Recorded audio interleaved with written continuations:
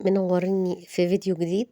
هنعمل النهاردة كيكة النايتي بمكونات اقتصادية هشة وجميلة.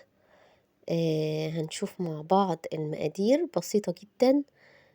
هتعمليها بكمية حلوة. هنعمل صاج، هنحط معانا الكمية اللي هنشوفها ببيضة واحدة، صاج 25 في 35. يلا نشوف الطريقة.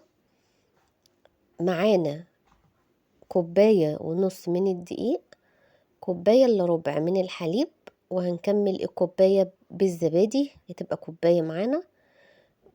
معانا نص كوباية من الزيت، معلقة كبيرة بيكنج باودر، بيضة واحدة، وفانيليا، ومعانا 3/4 سكر عادي مش مطحون. تمام. بيضة بدرجة حرارة الغرفة، بس نحاول نجيب بيضة كبيرة شوية، حاجة و70 جرام. تمام، 72 جرام، 75 جرام. انا هعملها معاكم بطريقة سهلة خالص، لا في الخلاط ولا بأي حاجة كهربائية. احنا هنشتغل بإيدينا وهنطلع أحلى كيكة نايتي ببيضة واحدة.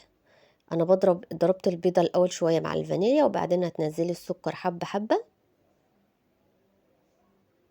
أهم حاجة يطلع الفوم معانا ويتملى هوا.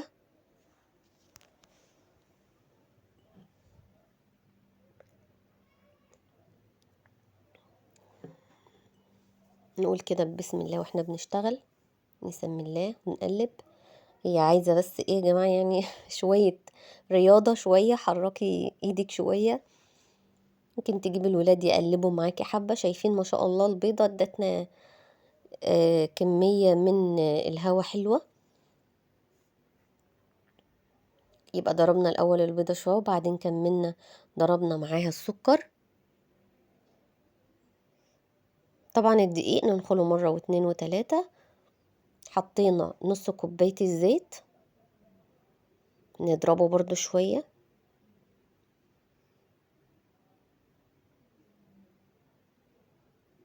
هو ده مقدار واحد، عايزة تخليه مقدارين براحتك. دي كوباية الا ربع من الحليب الدافي، هنحط عليه علبة الزبادي. علبة الزبادي دي 100 جرام.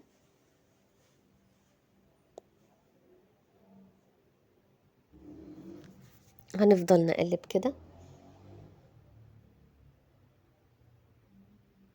بالشكل ده. الحليب يا جماعة كان دافي. طبعا بنحط ذرة ملح معانا في الخليط اللي احنا ضربناه ده. دي معلقة كبيرة من البيكنج باودر، ونقلبها كويس في الدقيق. دي ذرة ملح. انا برضو هرجع انخل الدقيق تاني كده وانا بنزله، على اساس يكون خفيف معانا. آه يعني يخلي الخليط معانا ما يخرجش الهواء ان هو ينزل مرة واحدة كده على الخليط. لا، موضوع النخل ده يا جماعة برضو بيساعد في ان الكيكة تطلع هشة وجميلة. انا زي ما انتوا شايفين كده نزلته على 3 مرات ونخلاه. وهبدأ اضيف معلقتين اخر حاجة من الخل.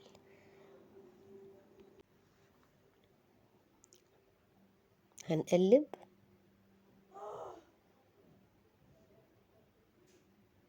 ما شاء الله احنا عاملين كيكة النايتي ببيضة واحدة. تمام. برضو حتى المادة الدهنية مش حاطين كتير. احنا عارفين الزيوت بقت غالية، احنا حاطين بس نص كوباية من الزيت، فهي تعتبر يا جماعة كيكة نايتي واقتصادية كمان. ما شاء الله بجد جربيها لأولادك، جميلة جميلة تحفة.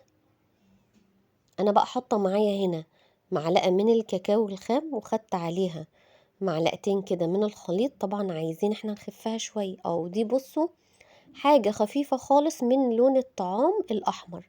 مش لازم يا جماعة تروحوا تجيبوا اللون الجل، بيبقى غالي. الشوية دول أنا جايبهم ب5 جنيه، بيقعدوا عندي مدة طويلة جدا.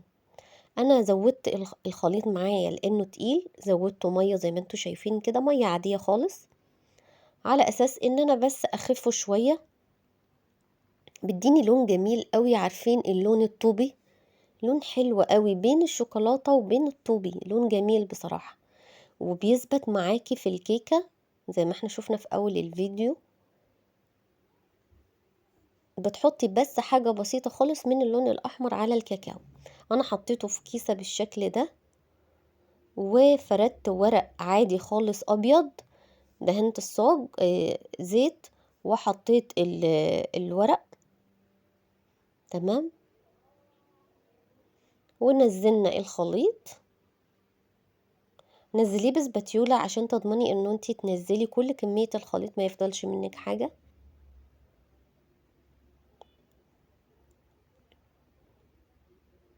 انا عاملاه بطبقة رفيعة، لاني انا الطبقة دي انا هقسمها. تمام.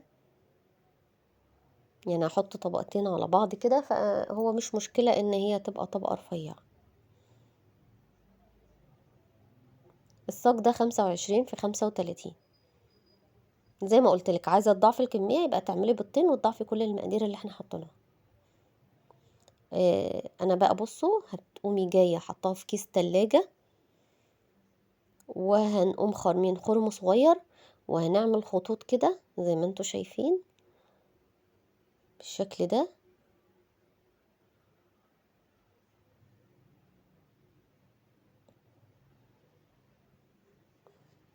كانت ايدي بس بتتهز شوية، بس عادي، ما اثرتش في الرسمة، طالعة جميلة جدا.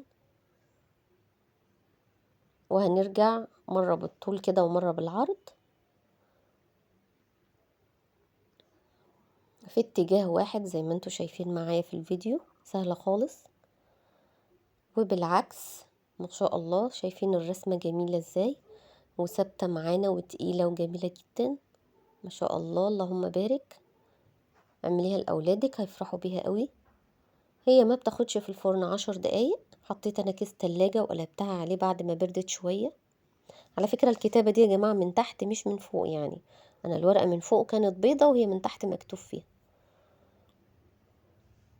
هي الكيكة بقى يا جماعة بصوا من جوه لونها ابيض جدا، جميلة، قريبة جدا من الكيكة السبونج. بصراحة هي قريبة منها، جميلة جدا. ممكن كمان نستغنى عن الفكرة اللي احنا زوقناها من فوق، وتقطعيها مكعبات بالشكل اللي انت هتشوفيه، وتغطسيها في الشوكليت، وترجعي انت تمشي عليها مثلا خطوط بشوكولاتة بيضة، تبقى جميلة جدا برضو، هتطلع معاكي كمية حلوة.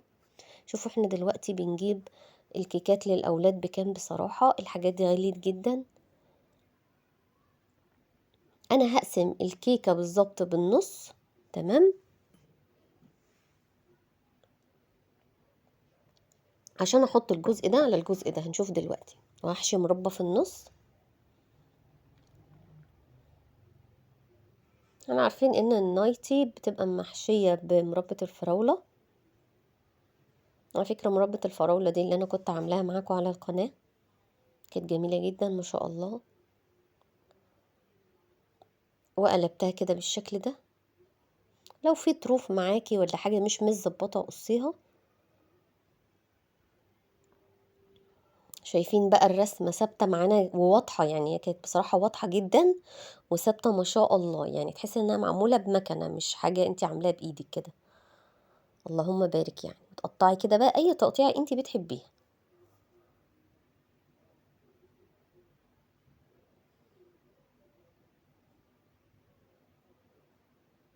اهي معانا بالشكل ده. بصوا هشة بقى هشة بقى واخر جمال، بصراحة بصراحة تحفة. اتمنى تجربوا النايتي بالمقادير البسيطة بتاعتنا وتعجبكم. ما تنسونيش باللايك والشير وسبسكرايب. مع السلامة.